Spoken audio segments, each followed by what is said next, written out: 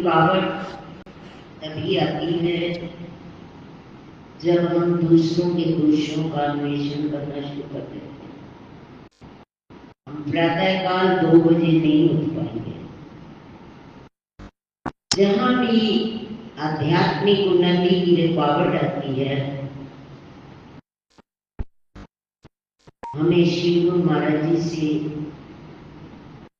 यदि हमारा आरती में मन नहीं लगता, दिल हमारा छोड़ने को करता है, पाठ में हमारा मन नहीं लगता, सारा दिन हम इधर उधर की सोच सोचते रहते हैं, जो काम होगा तो प्रभु की मौत से होगा।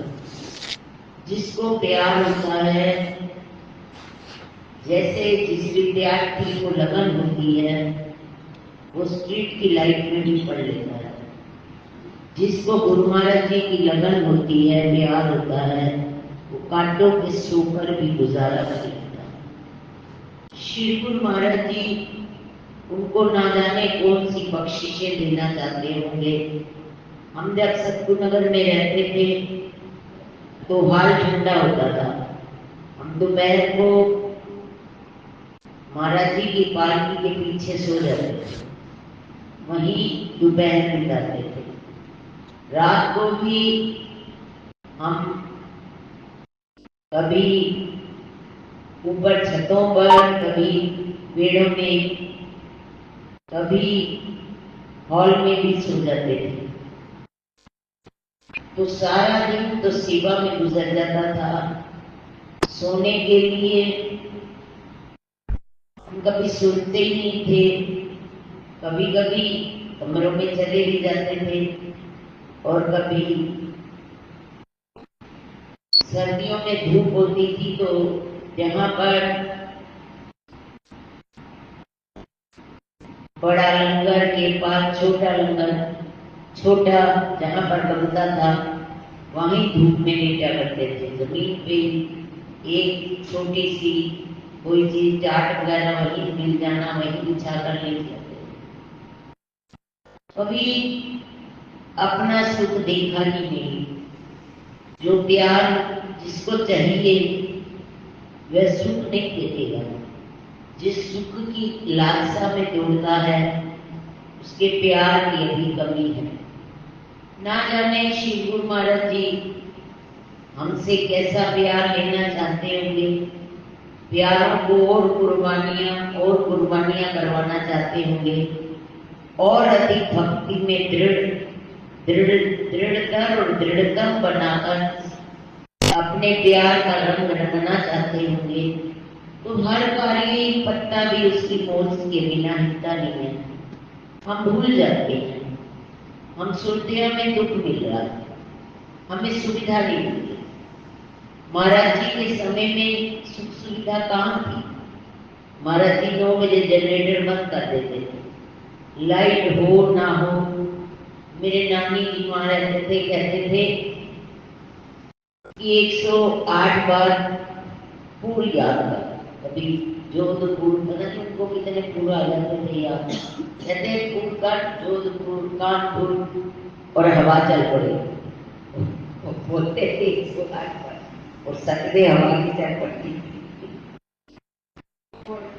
ऐसे पंखे चलते चलते हम दोपहर को कमरों में सो जाते थे, लाइट ही नहीं होती। और महाराज जी कहते थे जनरेटर चलाएंगे तो पैसे खर्च होंगे। हम सोचते थे कि ऐसे ही जीवन है, वैसे ही लेट जाते थे। और जब बहुत गहरी नींद आती थी, मेरे नानी जी हमेशा कहते थे बड़ी गर्मी। मैं क्या इन्होंने सेवा करने की बैठे रहना, गर्मी गर्मी तो लगती है। असि सारा दिन भांडे मान के आते हैं, सफाइयाँ, सारा पसीना निकल जाता है। इंसान तो गर्मी कोई नहीं लगती है ना, अब गर्मी लगेगी। और हमें गर्मी भी नहीं लगती थी, सर्दी भी नहीं लगती थी, प्यार भक्ति जो मर्जी सेवा करनी हो उसमें अपने आप को जुझा देते थे, अपने आप सारा कुछ दूर हो जाता है। तो गुरु महाराज जी पता नहीं अब भी जिसको प्रेम में बहुत आगे बढ़ाना चाहते होंगे, उसी को ये कष्ट भी देते होंगे। तो ये शारीरिक कष्ट हमारे महत्वपूर्ण नहीं है, महत्वपूर्ण है हमारी वाणी। जो हम गलत सोच लेते हैं, गलत देखते हैं, गलत सुन रहे हैं और गलत बोलते हैं। गुरु महाराज जी जब भी हम गलत बोलते हैं तो बहुत डांट पड़ती है, क्या बोले हो, क्यों बोले। सुनते हैं तो डांट पड़ती है। इसलिए सदैव गुरु महाराज जी को सुनना है यदि आध्यात्मिक उन्नति चाहते हैं। और जंगल में एक व्यक्ति तप करता था, गधा घोड़ा सब एक घाट में पानी पीते थे। प्राचीन काल में मुझे उस ऋषि का नाम नहीं याद, भरत ही थे। एक बार गंदा पानी, काला पानी नाली में आ रहा, इतना काला पानी, और उन्होंने इतनी तपस्या की कि गंगा प्रकट हो गई और सारा पानी शुद्ध हो गया। हमारा तप है नहीं और हम व्यक्तियों को शुद्ध करना चाहते हैं, बस हमारी कमी यही। हम सिर्फ अपने दोष देखें, किसी की दोषों का अन्वेषण ना करें। और यदि किया हुआ है, गलतियां तो हो गई, थोड़ा भी कर रहे हैं, तो एक ही उपाय है कि नंदी वाले से माफी मांगते।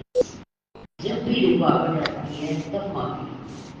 गुरु महाराज जी आजकल मैं पाठ पढ़ी थी, बीच में ये शुरू हो गया शिविर। गुरु महाराज जी कह रहे थे कि 8 दिन तुमने लगातार माफी मांगनी, सुबह से शाम। और मैंने सिर्फ तीन दिन मांगी, बीच में पूर्णमासी आ गई, फिर संगत आजा, फिर मेरा पाठ टूट गया। उसके बाद अब शिविर शुरू हो गया। फिर ये भी गुरु माँ की मौत से गुजर है। आज फिर गलती करती, फिर हमने चर्चा करती, फिर डांट पड़ी, क्योंकि ये इसलिए पतली गली से निकल जाना है। जहां भी हमें वाणी अशुद्ध, कान अशुद्ध, हम जब यहाँ पर संगत बढ़ जाती है ना, तो अपना कमरा ही ले लो। गुरु महाराज जी के कमरे में आ जाते हैं। पता नहीं गुरु महाराज जी ने आपसे, हम लोगों से ही त्याग करवाना होगा, अपना कमरा दिलवाना होगा, तो हमें हॉल में जाना होगा, और कोई नहीं तो हमें त्याग करवाना चाहते हैं। तो हर काम तो गुरु माई की मौज से हो रही है। और जब हम गुरु माई की मौज को स्वीकार करते जाएंगे तो हमारी वाणी अपने आप पावन होती जाएगी, इतनी पावन होगी। गुरु महाराज जी ना जाने उनको एक बार जिसको तकलीफ होगी ना, तो सारी संगत अपने आप मिलकर वो अपने आप अपनी योजना अपने आप बनाएंगे, अपने आप करेंगे, हमें कुछ करने की जरूरत नहीं। मैं अपना एक दृष्टांत बताती हूँ कि पिछले इस महीने के पहले महीने गुरु महाराज जी जैसे अंदर भाव में प्रेरणा आती है, आत्मा रूप से आवाज आती है, जैसे दादा बुद्धि को आवाज आई कि तुम यहाँ से चलो, जैसे मुझे आवाज आई कि 6 महीने पाठ के बैठे। मैंने कहा लंगर भी है, लंगर तो चलो आप पूर्णमासी से पहले होना, उसके लिए तो चिंता ही खत्म हो गई है, वो अपने आप होता है। अब ये शिविर भी हर महीने होता है और इसका इंतजाम तो मैं जाऊंगी बाहर कभी होगा। अच्छा, मुझे अंदर से प्रेरणा आई कि कौन है, मैं हो गई हूँ, चलो। अब इस महीने में आई तो आते ही बुखार चढ़ गया, बुखार चढ़ा तो चक्कर आया, टाइफाइड। मैं अंदर माफी मांगू तो नींद आ जाए, गोलियां खाई, जब 3 घंटे पूरे हुए माफी मांगते 2-3 दिन में, तो पता चला कि अंदर आत्मा से आवाज आई कि तुमने 6 महीने कहा था, वो बैठी तो है नहीं, बैठ तभी तेरा संकट तभी तेरी आश्रम में होगी। मैं बैठ गई, मैंने जो होता है हमने नहीं कहा। गुरु महाराज जी ने एक ही व्यक्ति खड़ा कर दिया, सारा काम अगले महीने के लिए खड़ा कर दिया, उससे अगले महीने भी आधा काम हो चुका है। तो फिर गुरु महाराज जी सब कुछ कर रहे हैं, हम पर सौंपते नहीं है। हम ये सारा बोझ अपने ऊपर लेकर और इस कलयुग को हृदय में धारण किए रहते हैं, संसार में फंसे रहते हैं। और जब इसको छोड़ देंगे तो गुरु महाराज जी अपने आप पकड़ लेंगे। हम छोड़ ही नहीं सकते, हम पकड़े बैठे हैं कस के, हाय कैसे हुआ, हाय कैसे हुआ, हाय कैसे हुआ, और इसको छोड़ना बड़ा मुश्किल है। और जब व्यक्ति छोड़ देता है ना सब कुछ उसका, तू जान तेरा काम जाने, जैसा तूने करना करवा ले, मैं तो अब तुम पे छोड़ ही दूँ। और छोड़ देते हैं तो वो कर भी देते हैं। पर हम जब तक छोड़ेंगे नहीं, इसलिए अब जितनी देर भी बैठे हैं, हमने जो जो गलतियां की हैं, श्री गुरु महाराज जी से हृदय से माफी मांगी। और जो जो व्यक्ति हमारी आंखों के सामने आता है, उससे देखना आपकी सुबह अपने आप नींद खुलती है कि नहीं खुलती। अपने आप हमारा आरती में दिल करता है कि जो जो रुकावट हमारे जीवन में आती है, उसको दूर करने का एक ही साधन है कि हम हृदय से, व्यक्ति नहीं दिखाई देते तो हमें गुरु महाराज जी से ही माफी मांगते हैं। आज जितनी देर भी हम पाठ में बैठे, हमने हृदय से बस उनसे माफी ही मांगी है, जिससे हमारा अमृत वेला बेकार ना जाए। अपने आप को उठाएं, हम अलार्म से ना उठें और उनकी शक्ति से हम बैठें। जब उनकी शक्ति से बैठेंगे, अब कई व्यक्ति को मैं कहती हूँ कि तुम गुरु महाराज जी को रात को आधा घंटा प्रार्थना करके सोया करो कि मुझे अमृत वेला उठा लो।